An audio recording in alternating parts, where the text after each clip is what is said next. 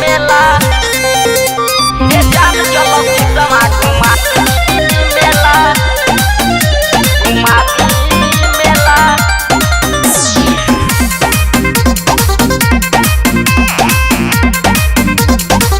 देखो चढ़ल बा दशहरा बाटी मैया के पहरा।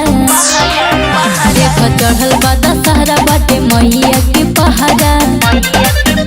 अरे बैठी के सोचत बहानी घूमे जाई कहाँ अकेला। अरे बारू तू रेडी तबा का झमेला ये जान चलो शीशमा घुमा दी मेला ये जान चलो शीशमा घुमा दी मेला ये जान चलो शीशमा ये जान चलो शीशमा घुमा मेला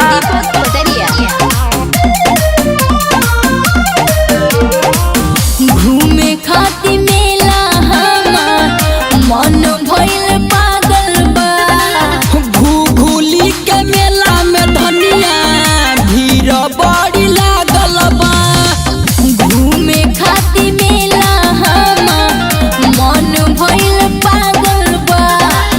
घूघूली के मेला में धनिया भीड़ बड़ी लागल बा।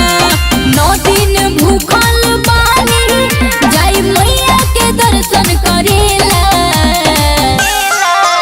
अरे बारू तू रेडी तबा का झमेला ये जान चलो शीशमा घुमा दी मेला ये जान चलो शीशमा घुमा दी मेला मेला ये जान चलो शीशमा घुमा मेला मेला चुनरी चढ़ावल जाई दुनो जानी संग हो। लाल और हौलवा मैया करेली पसंद हो। चुनरी चढ़ावल जाई दुनो जानी संग हो। लाल और हौलवा मैया करेली पसंद हो। लालू रतन और रोशनी जाली मैया के दिया बरेला। अरे बारू तू रेडी तबा का झमेला ये जान चलो शीशमा घुमा दी मेला ये जान चलो शीशमा घुमा दी